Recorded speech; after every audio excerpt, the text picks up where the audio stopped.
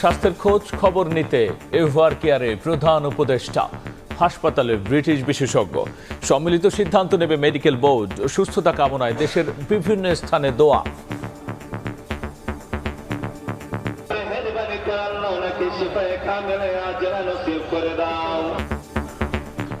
বেগম জিয়ার অসুস্থতার জন্য শেখ হাসিনাকে দায়ী করলেন বিএনপি নেতারা। যাহা চাই আমি সেটাই করব। সেই রাজত্ব কায়েম করেছিলেন শেখ হাসিনা। বেগম খালেদা জিয়া আজকে তার এই মুমূর্ষ, এই রোগাক্রান্ত, এই অসুস্থতা তো ওই হাসিনার কারণে। আক্রোশের শিকার হয়েছিলেন আমাদের দেশনেত্রী বেগম খালেদা জিয়া। দেখছিলেন প্রধান শিরোনাম। রাতের সময় সঙ্গে আছি আমি গোলাম রাব্বি। এবার অন্যান্য শীর্ষ সংবাদ। সংস্কার ছাড়াই ক্ষমতা চায় লোভীরা, অভিযোগ ৮ দলের। মুক্তিযুদ্ধ বিরোধীরাই আজ ভোট চাইছে মন্তব্য আব্বাসের। ইসি পক্ষপাতমূলক আচরণ করলে আন্দোলনের হুঁশিয়ারি নাহিদের। ফেব্রুয়ারি নির্বাচন হবে শান্তিপূর্ণ, উৎসব মুখর। সশস্ত্র বাহিনীকে ঐতিহাসিক ভূমিকা রাখার আহ্বান প্রধান উপদেষ্টার। বললেন আগামী নির্বাচন হবে গর্ব করার মতো। এবার বিচারের মুখোমুখি হচ্ছেন জয়। জুলাই ইন্টারনেট বন্ধ করে হত্যায় সহযোগিতার অভিযোগ। প্রসিকিউশনের হাতে সালমান, আনিসুল, পলকের বিরুদ্ধে তদন্ত প্রতিবেদন। সাবেক বর্তমান অর্ধ শতাধিক পুলিশ কর্মকর্তার অবৈধ সম্পদ অনুসন্ধানে দুদক। হুট করেই সমাধান সম্ভব নয় বললেন আইজিপি। সংস্কার কমিশনের প্রস্তাবনা বাস্তবায়নের তাগিদ। এবং ঘোষণা ছাড়াই সয়াবিন তেলের দাম লিটারে বাড়ল ৯ টাকা। আলোচনা ছাড়াই ব্যবসায়ীদের সিদ্ধান্তে আইনের ব্যত্যয় দেখছে ক্যাব। ব্যবস্থার হুঁশিয়ারি বাণিজ্য উপদেষ্টার।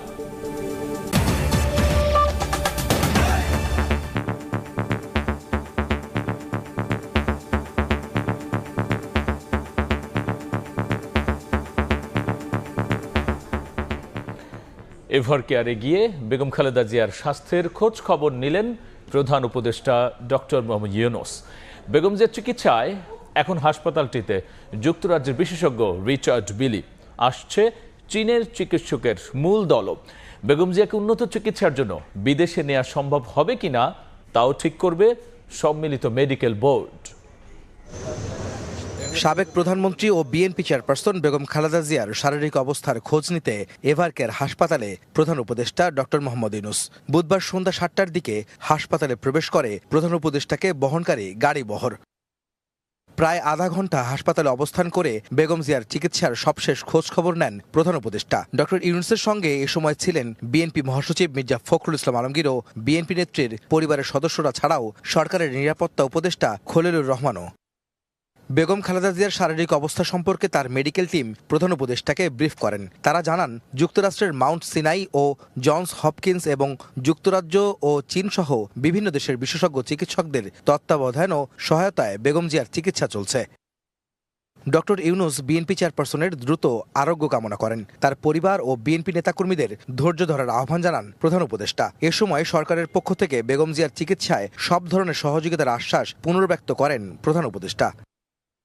এর আগে সকালে বেগম জিয়ার চিকিৎসায় ঢাকায় আসেন ব্রিটিশ চিকিৎসক ডক্টর রিচার্ড বিলি। হজরত শাহজালাল আন্তর্জাতিক বিমানবন্দর থেকে তাকে নিয়ে 10:30টার দিকে সরাসরি হাসপাতালে যান বিএনপি নেতারা। সম্মিলিত মেডিকেল বোর্ডের সিদ্ধান্তে বেগম জিয়ার পরবর্তী চিকিৎসার ধরন ঠিক করা হবে। উন্নত চিকিৎসার জন্য বিদেশে নেওয়া সম্ভব হবে কিনা তাও ঠিক করবে মেডিকেল বোর্ড। হাসপাতালের ভেতরে বেগম জিয়ার নিরাপত্তায় কাজ করছে এসএসএফ ও পিজিআর। বাইরে নিরাপত্তায় আছেন বিজিবি, পুলিশ ও আর্মড পুলিশ ব্যাটালিয়নের সদস্যরা। আহমেদ সালেহিন, সময় সংবাদ, ঢাকা। এই মুহূর্তে রাজধানী এভার কেয়ার হাসপাতালের সামনে আছেন সহকর্মী আহমেদ সালেহিন। সবশেষ জানতে সরাসরি যাচ্ছি তার কাছে। প্রধানমন্ত্রী বিএনপি চেয়ারপারসন বেগম খালেদা জিয়া গত 7 দিন যাবৎ তিনি রাজধানী এভার কেয়ার হাসপাতালের সিসিইউতে চিকিৎসকদের নিবিড় পর্যবেক্ষণে আছেন। আপনারা জানেন যে গত 23শে নভেম্বর তিনি হাসপাতালে ভর্তি হওয়ার পর তার সংকটাপন্ন অবস্থায় গত 27শে নভেম্বর তাকে সিসিইউতে ভর্তি করে এবং তারপর থেকে 7 দিন যাবৎ তিনি সিসিইউতেই রয়েছেন। আর আজকে তার স্বাস্থ্যের খোঁজখবর নিতে অন্তর্বর্তীকালীন সরকারের প্রধান উপদেষ্টা ডক্টর মোহাম্মদ ইউনূস সন্ধ্যা 7টার দিকে তিনি রাজধানী এভার কেয়ার হাসপাতালে আসেন এবং তার স্বাস্থ্যের খোঁজ খবর নেন। তার মেডিকেল বোর্ডের সদস্যদের সঙ্গে তিনি কথা বলেন। বেগম জিয়ার স্বাস্থ্যের খোঁজ খবর নেওয়ার পাশাপাশি সব ধরনের সহায়তার আশ্বাস তিনি দিয়েছেন, সেটি কিন্তু আমরা জানতে পেরেছি, যেটি ডক্টর মোহাম্মদ ইউনূসের দপ্তর থেকে জানানো হয়েছে। আপনারা জানেন যে এই সময় বিএনপি মহাসচিব মির্জা ফখরুল আলমগীর তার সঙ্গে ছিলেন, একই সঙ্গে তার পরিবারের সদস্যরাও ছিলেন। বিশেষ করে বেগম জিয়ার ছোট ছেলে আরাফাত রহমান কোকর, মরহুম আরাফাত রহমান কোকর স্ত্রী শামিলুর রহমান সিথিও কিন্তু সঙ্গে ছিলেন, তার ভাই শামীম ইস্কান্দরও সঙ্গে ছিলেন, অর্থাৎ বেগম জিয়ার ভাই সঙ্গে ছিলেন। এবং মেডিকেল বোর্ডের অন্যান্য সদস্যরা কিন্তু তাকে, ডক্টর মোহাম্মদ ইউনূসকে বেগম জিয়ার স্বাস্থ্যের সবশেষ অবস্থা জানান, যেখানে তারা বলেন যে দেশি বিদেশি চিকিৎসকদের পর্যবেক্ষণে বেগম জিয়া আছেন এবং তার চিকিৎসা চলছে, তারা আসলে সহায়তা করছেন। আপনারা জানেন যে ইতিমধ্যে আজকে সকালে যুক্তরাজ্য থেকে রিচার্ড বিলি তিনি এসেছেন, একজন বিশেষজ্ঞ বেগম জিয়ার চিকিৎসা সহায়তার জন্য। এর আগে গত পরশুদিন চীনের একটি অ্যাডভান্স মেডিকেল টিম তারা এসেছিল, 5 সদস্যের একটি টিম, তারা বেগম জিয়ার স্বাস্থ্যের পর্যালোচনা করছেন, তারা সহায়তা করছেন। এবং আজকে রাতে এখনো পর্যন্ত আমরা একটু জানতে পেরেছি চীন থেকে আরও একটি যেটি মূল মেডিকেল টিম সেটি কিন্তু আসার কথা, সেটির অপেক্ষায় আমরা গণমাধ্যম কর্মীরা এখানে আছি। তারা হয়তো আজকে রাতে আসবেন বলে আমরা মেডিকেল বোর্ডের সদস্যদের পক্ষ থেকে জানতে পেরেছিলাম। তারা আসলে নতুন করে চিকিৎসার আসলে কি হবে এবং পরবর্তী করণীয় কি হবে এবং তাকে বিদেশে নেওয়া হবে কিনা, তার চিকিৎসা উন্নত চিকিৎসার জন্য কোথায় নেওয়া হবে, সেই বিষয়গুলি কিন্তু আসলে সিদ্ধান্ত আসবে সেখান থেকে, সেটি কিন্তু মোটামুটি বলাই যায়। আর বিএনপি চেয়ারপারসন বেগম খালেদা জিয়ার স্বাস্থ্যের এই অবস্থায় সব সরকার এবং রাষ্ট্রের সহ বিভিন্ন রাজনৈতিক দলের নেতাকর্মীরাও কিন্তু এইখানে খোঁজখবর নিতে এখানে আসছেন। তো এই ছিল আমার কাছে রাজধানীর এভারকেয়ার হাসপাতালে বিএনপি চেয়ারপারসন বেগম খালেদা জিয়ার স্বাস্থ্যের খোঁজখবর নেওয়ার সবশেষ খবর। বেগম খালেদা জিয়ার স্বাস্থ্যের সবশেষ নিয়ে আমরা সরাসরি ছিলাম এভারকেয়ার হাসপাতালের সামনে। এদিকে আইনের প্রতি শ্রদ্ধাশীল হওয়ায় মিথ্যা মামলায় হাজির হয়ে কারাবরণ করেন বেগম খালেদা জিয়া। স্বৈরাচার আওয়ামী লীগ সরকারের প্রতিহিংসার শিকার বিএনপির চেয়ারপারসন, তার অসুস্থতার জন্য দায়ী শেখ হাসিনা। রাজধানীতে আলাদা কর্মসূচিতে নেতারা বলেছেন মুক্তিযুদ্ধ বিরোধীরাই আজ ভোট চাইছে। 10 দিনের বেশি সময় শারীরিক নানা জটিলতায় চিকিৎসাধীন বিএনপি চেয়ারপারসন বেগম খালেদা জিয়া। দলীয় নেতাকর্মী সমর্থক ও শুভানুধ্যায়ীদের মাঝে বিরাজ করছে উদ্বেগ উৎকণ্ঠা। নয়াপল্টনে দলের কেন্দ্রীয় কার্যালয়ের সামনে বিএনপি চেয়ারপারসনের রোগমুক্তি কামনায় দোয়া মাহফিলের আয়োজন করে কৃষক দল। সেখানে যোগ দিয়ে বিএনপি সিনিয়র যুগ্ম মহাসচিব রুহুল কবির রিজভী অভিযোগ করেন বেগম জিয়ার অসুস্থতার জন্য শেখ হাসিনা দায়ী। বেগম খালেদা জিয়া আজকে তার এই মুমূর্ষ, এই রোগাক্রান্ত, এই অসুস্থতা তো ওই হাসিনার কারণে। একই এলাকার ভাসানী হলে দোয়া মাহফিলের আয়োজন করে জাতীয়তাবাদী পল্লী চিকিৎসক অ্যাসোসিয়েশন। এতে যোগ দিয়ে স্থায়ী কমিটির সদস্য ডক্টর আব্দুল মঈন খান বলেন, স্বৈরাচার আওয়ামী লীগ সরকারের প্রতিহিংসার শিকার খালেদা জিয়া। আক্রোশের শিকার হয়েছিলেন আমাদের দেশ নেত্রী বেগম খালেদা জিয়া। তিনি আইনের প্রতি শ্রদ্ধাশীল হয়ে মিথ্যা মামলায় তিনি কারারুদ্ধ।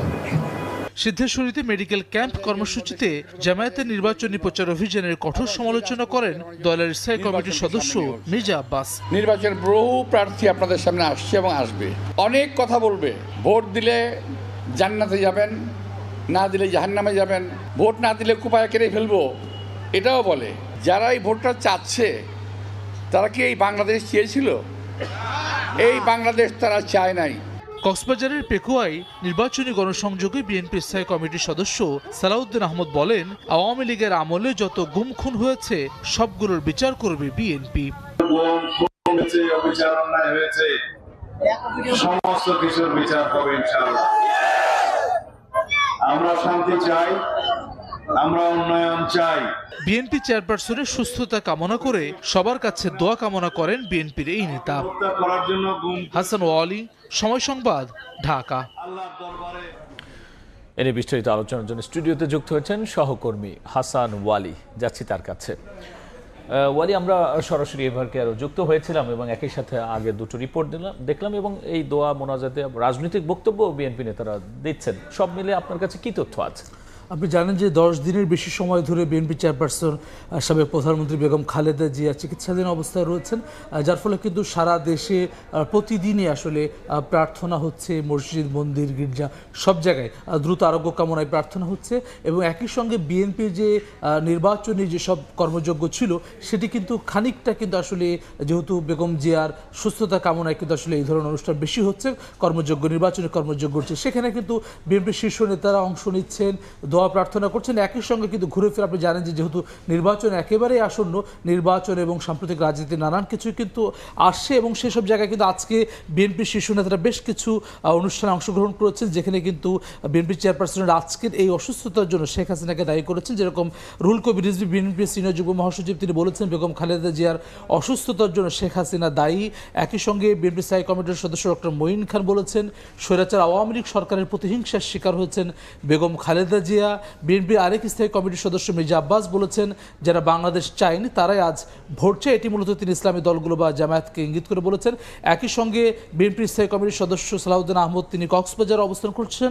কক্সবাজারে একটি অনুষ্ঠানে তিনি বলেছেন আওয়ামী লীগ আমলের গুম খুনের বিচার করবে বিএনপি, অর্থাৎ বিএনপি ক্ষমতা আসলে গুম খুনের বিচার করবে, এমন প্রতিশ্রুতি তিনি দিয়েছেন। একই সঙ্গে আপনি জানেন যে আজকে বেশ কিছুদিন ধরেই আসলে জামায়াত যে 5টি দফা দাবি নিয়ে জামায়াত ইসলামী আন্দোলন সহ 8টি দল কর্মসূচি পালন করছে বিভাগীয় শহরগুলোতে। এই দফায় আজকে রংপুরে সেরকম একটি সমাবেশ ছিল যেখানে দলগুলোর শীর্ষ নেতারা বক্তব্য রেখেছেন, সেই প্রতিবেদনটি দেখে আসতে চাই।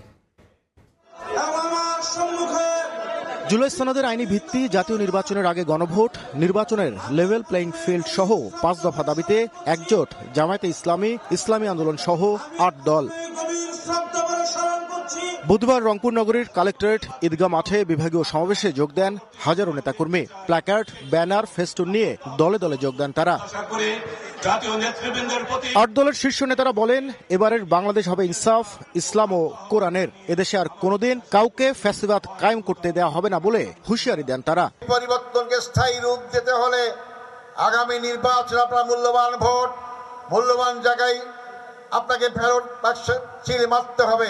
ইসলামী আন্দোলনের আমির মুফতি সৈয়দ মোহাম্মদ রেজাউল করিম বলেন সংস্কার ছাড়াই ক্ষমতায় যেতে অস্থির হয়ে গেছে এক শ্রেণীর ক্ষমতালোভীরা। সংস্কার এবং দৃশ্যমান বিচারকে গুরুত্ব না দিয়ে ক্ষমতায় যাওয়ার জন্য শুধু পাগল নয়, ডবল পাগল হয়ে গেছে। জামায়াতের নায়েবে আমির অধ্যাপক মুজিবুর রহমান বলেন নির্বাচনের আগে গণভোট দিয়ে ভোটের চরিত্র বদলাতে হবে। আগামীতে গণভোট যখনই হোক, যেভাবেই হোক, আমরা আগে চাই, তাহলে গণভোটের পক্ষে আপনারা হ্যাঁ বলবেন।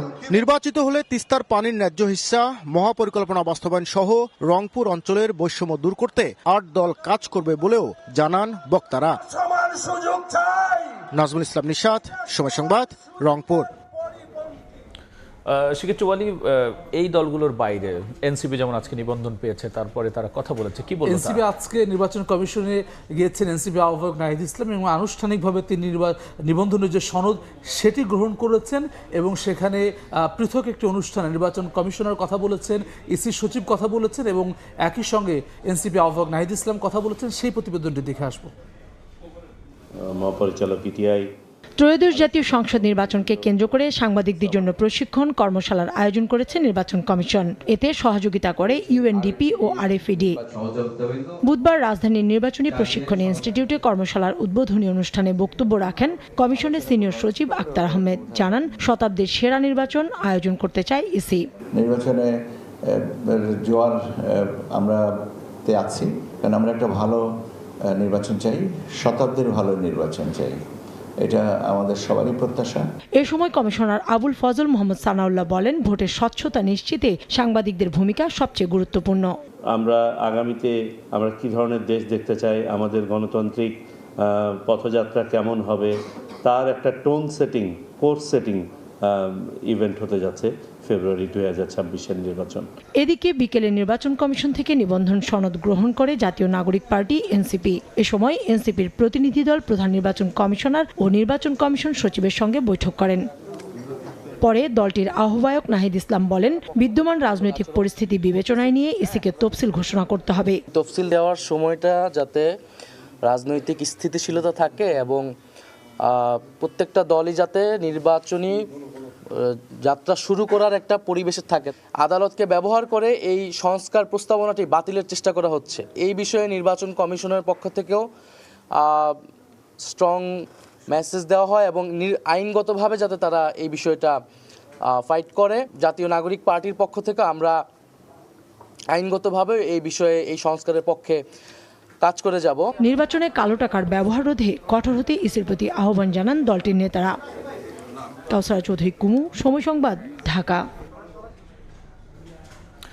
সেক্ষেত্রে আমরা দুটো রিপোর্ট পরপর দেখলাম যে জামাত সহ সমমনা 8 দল যে সমাবেশ করেছে সেটি এবং এনসিপির নেতার বক্তব্য, সেক্ষেত্রে দুটো বিষয় যদি সামগ্রিকভাবে বিশ্লেষণ করেন। জুলাই সনদের আইনি ভিত্তি এবং একই সঙ্গে নির্বাচনের আগে গণভোটের দাবিতে কিন্তু অনড় রয়েছে জামায়াত ইসলামী আন্দোলন সহ আন্দোলনরত যে 8 দলের মোর্চা, সেটি ধারাবাহিকভাবে বিভাগীয় শহরগুলোতে তারা সমাবেশ করছে।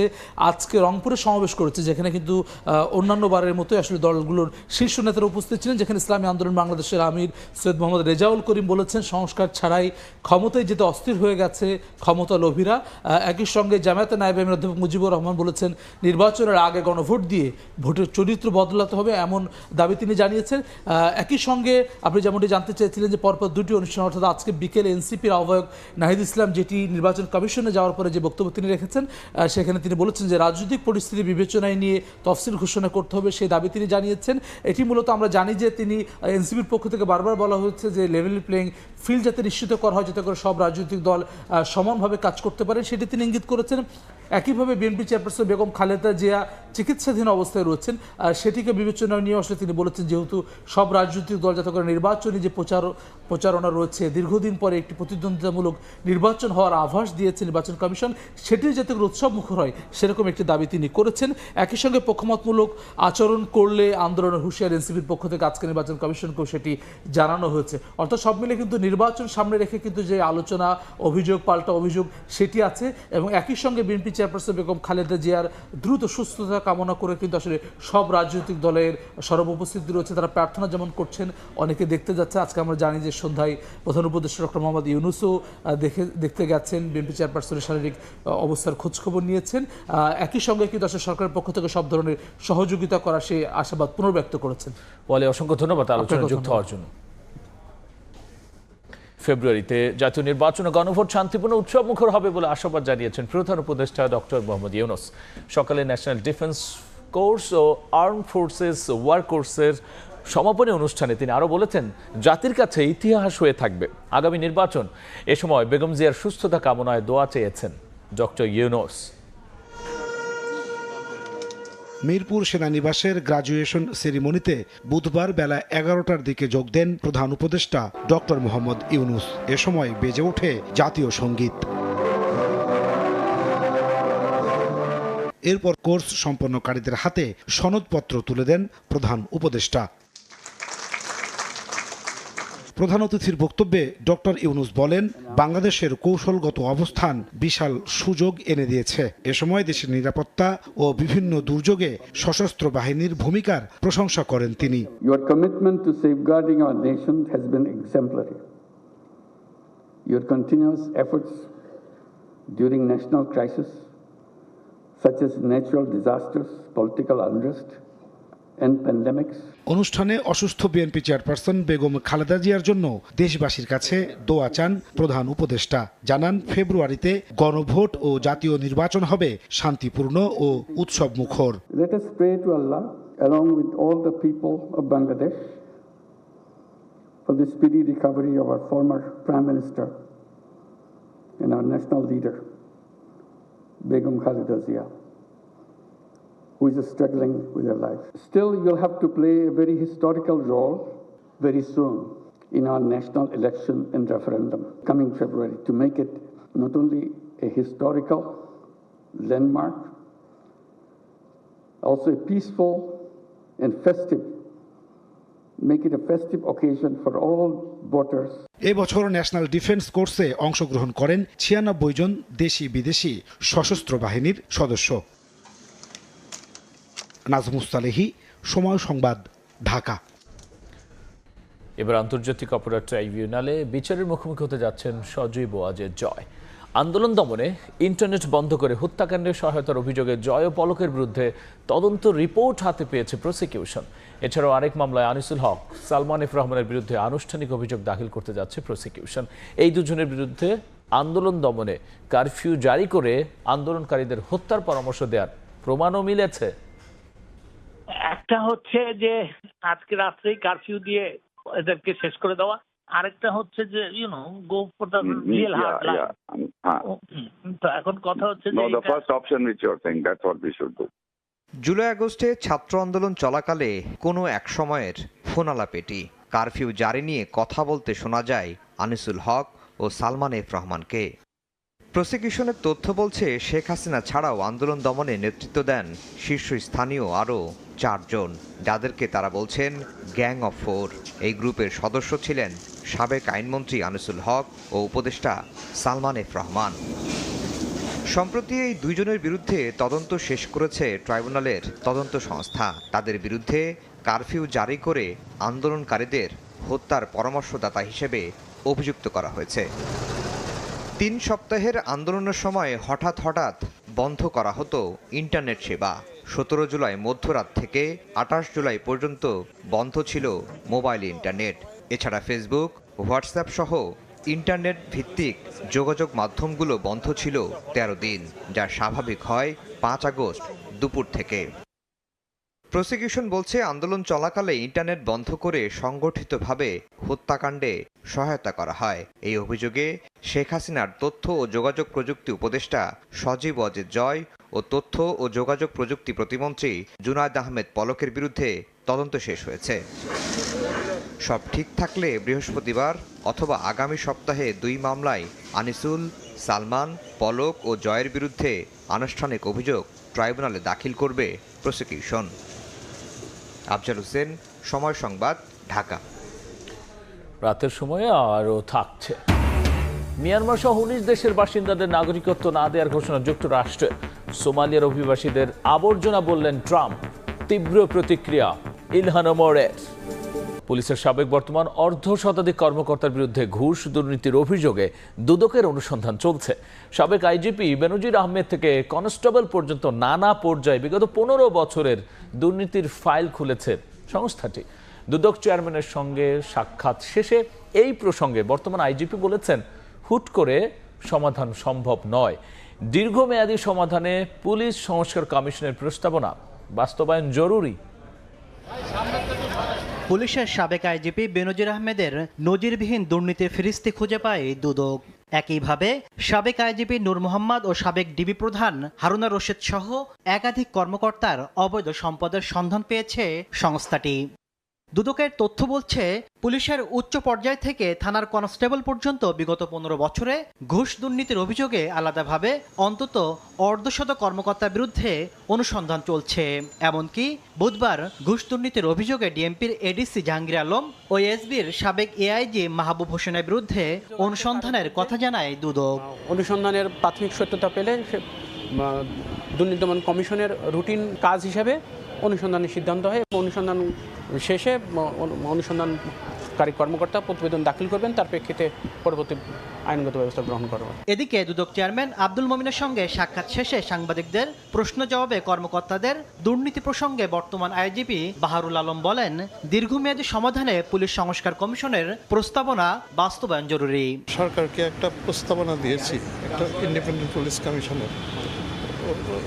ওইটার প্রতি আমরা খুব আশান্বিত যে ওটা হলে কিছুটা আপনার আমাদের অন্তত ফাংশনাল ইন্ডিপেন্ডেন্স যদি হয় কাজ করার ব্যাপারে, কারণ অনেককে সব কিছু তো ইন্টার রিলেটেড।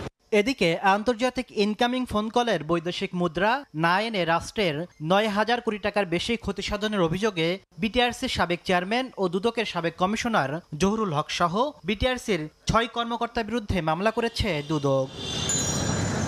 তাসলিম তৌহিদ, সময় সংবাদ, ঢাকা। এবার বাণিজ্যের খবর।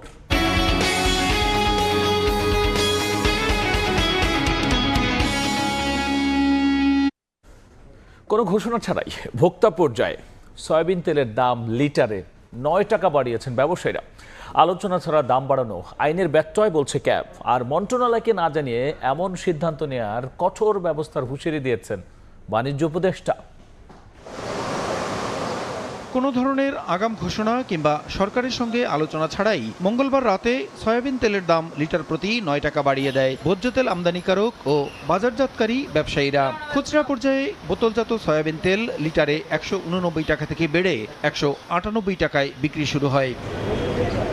এমন সিদ্ধান্তে নড়েচড়ে বসে বাণিজ্য মন্ত্রণালয়। বুধবার সকালে সচিবালয়ে সংশ্লিষ্ট কর্মকর্তাদের সঙ্গে জরুরি বৈঠকে বসেন বাণিজ্য উপদেষ্টা শেখ বশিরউদ্দিন। সরকারের সঙ্গে আলোচনা ছাড়াই ব্যবসায়ীরা ভোজ্য তেলের দাম বাড়ানোয় আইনের ব্যত্যয় ঘটেছে বলে জানান ক্যাব সভাপতি এইচএম শফিকুজ্জামান। রিফাইনারিগুলো আছে তাদের যে অ্যাসোসিয়েশন তারা এই ৯ টাকায় যে বাড়িয়ে দিল সেটি বাণিজ্য মন্ত্রণালয়ের সাথে যদি কনসাল্ট না করে করা হয় সেটা আমি বলবো যে আইনের ব্যত্যয়। আইনে তো অনেকগুলোই বিষয় আছে যে তাদের রিফাইনারি বন্ধ করে দেওয়ার মতো এখানে সুযোগ আছে। যদি কেউ হোল্ডিং করে যেটা মাঝে মাঝে দাম বাড়ানো হয় সেখানে স্পেশাল পাওয়ার একটা ব্যবস্থা আছে। ব্যবসায়ীরা ভোজ্য তেলের দাম বাড়ানোর সিদ্ধান্ত নিলেও সরকার এ ব্যাপারে কিছুই জানে না বলে বৈঠক শেষে জানান বাণিজ্য উপদেষ্টা। ওনারা যে দামে আজকে বাজারে বিক্রি করছে সেখান থেকে প্রায় ২০ টাকা কম ২০ টাকা কমে আমাদেরকেই তেল দিয়েছেন। ৫০ লক্ষ লিটার তেল কিনেছি। যদি টেন্ডারে ২০ টাকা কমে আমরা কিনতে পারি তাহলে বাজারে কেন এত বেশি দামে বিক্রি হবে? এর তো কোনো যৌক্তিক কারণ আমি খুঁজে পাচ্ছি না। আইনসঙ্গত আমাদের যে ব্যবস্থাগুলো আছে আমরা সবগুলোই নেব। কোনো ধরনের আলোচনা ছাড়া ভোজ্য তেলের দাম বাড়ানোর ক্ষেত্রে আইনগত কোনো ভিত্তি নেই বলেও জানান বাণিজ্য উপদেষ্টা। যে কর্মকাণ্ডটা ওনারা করেছেন এর কোনো আইনগত ভিত্তি নেই। প্রসূন আশিস, সময় সংবাদ, ঢাকা। ৪০ বছর ধরে অসংখ্য খুশির মিছিলে ছিল আইডিএলসি, থাকবে আগামীতেও। দেখছেন রাতের সময়। যুক্তরাষ্ট্রে আবারও কঠোর হচ্ছে অভিবাসন নীতি। মিয়ানমার, আফগানিস্তান সহ ১৯ দেশের বাসিন্দাদের গ্রিন কার্ড ও নাগরিকত্ব দেয়া বন্ধের ঘোষণা দিয়েছে ট্রাম্প প্রশাসন। নিরাপত্তার অজুহাতে এই সিদ্ধান্ত নেওয়া হলেও এমন পদক্ষেপ নিয়ে প্রশ্ন তুলেছেন অনেকেই। সম্প্রতি যুক্তরাষ্ট্রের ওয়াশিংটন ডিসিতে ন্যাশনাল গার্ড সদস্যদের উপর বন্দুক হামলা চালায় এক আফগান নাগরিক। তিনি দেশটিতে গিয়েছিলেন রাজনৈতিক আশ্রয় প্রার্থী হিসেবে বিশেষ শরণার্থী কর্মসূচির আওতায়। ওই হামলায় একজন সেনা নিহত এবং আরেকজন গুরুতর আহত হন। এরপরেই ওয়াশিংটনের অভিবাসন নীতিতে আসতে থাকে একের পর এক বড় পরিবর্তন। মার্কিন অভিবাসন সংস্থা ইউএসসিআইএস এক অভ্যন্তরীণ নির্দেশনায় জানিয়েছে, ভ্রমণ নিষেধাজ্ঞার তালিকায় থাকা ১৯ দেশের নাগরিকদের অভিবাসন আবেদনের চূড়ান্ত সিদ্ধান্ত আপাতত স্থগিত থাকবে। সে অনুযায়ী ১৯টি দেশের নাগরিকদের গ্রিন কার্ড ও নাগরিকত্ব দেয়া বন্ধ করল মার্কিন প্রশাসন। এই ১৯টি দেশের বেশিরভাগই আফ্রিকা, মধ্যপ্রাচ্য ও ক্যারিবীয় অঞ্চলের। এর মধ্যে রয়েছে Myanmar, Afghanistan, Iran, Somalia, Yemen, Haiti ও ভেনেজুয়েলার মতো দেশ। জুন মাসে এসব দেশের উপর আংশিক ভ্রমণ নিষেধাজ্ঞা দিয়েছিল ট্রাম্প প্রশাসন। এখন আরও কঠোর পদক্ষেপ নিল তারা। জাতীয় নিরাপত্তার খাতিরেই এসব সিদ্ধান্ত নেওয়া হচ্ছে বলে জানিয়েছে হোয়াইট হাউস। ট্রাম্প প্রশাসনের ভাষ্য, নাগরিকত্ব কোনো অধিকার নয়, এটি বিশেষ সুবিধা। তবে অভিবাসন আইনজীবীদের অভিযোগ, এরই মধ্যে বহু আবেদনকারীর নাগরিকত্ব শুনানি বাতিল করা হয়েছে। তারা বছরের পর বছর ধরে আইনি প্রক্রিয়া অনুসরণ করছিলেন। নাদিম মারজান, সময় সংবাদ। আয়ারল্যান্ডের বিপক্ষে টি-20 সিরিজ জয়ে আইসিসি র্যাঙ্কিংয়ে উন্নতি করেছেন বাংলাদেশের ক্রিকেটাররা। টি-20 বোলারদের তালিকায় ৮ নম্বরে উঠে এসেছেন মুস্তাফিজুর রহমান। সিরিজ জুড়ে ভালো খেলার পুরস্কার দিল আইসিসি। ৩ ইনিংসে ৭৭ রান করে ২১ ধাপে গিয়েছেন পারভেজ ইমন। তার বর্তমান অবস্থান ৩৮তম। ২ ইনিংস ব্যাট করে ৮৯ রান করে ৫ ধাপ লাভ দিয়েছেন তাওহিদ হৃদয়। এই ডানহাতি ব্যাটার বর্তমানে ৪৩তম স্থানে উঠে এসেছেন। টি-20 বোলারদের র্যাঙ্কিংয়ে চমক দেখিয়েছেন মুস্তাফিজ। তিনি বর্তমানে টি-20-র ৮ নম্বর বোলার। ২ ম্যাচ খেলেই সিরিজ সেরার পুরস্কার পাওয়া শেখ মেহেদী এগিয়েছেন ৩ ধাপ। তার বর্তমান অবস্থান ১৪তম। রিশাদ ৫ ধাপে গিয়ে বর্তমানে আছেন ১৯ নম্বরে, আর নাসুম আছেন ২৫-এ।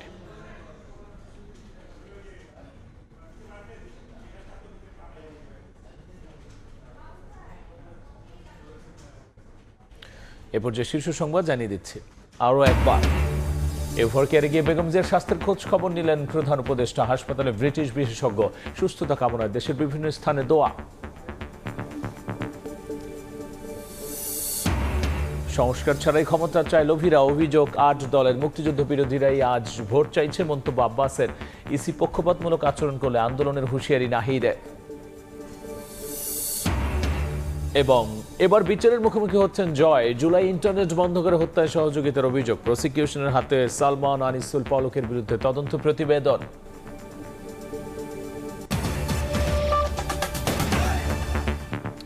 এই ছিল রাতের সময়। এরপর দেখবেন সম্পাদকীয়। সঙ্গেই থাকুন সময়।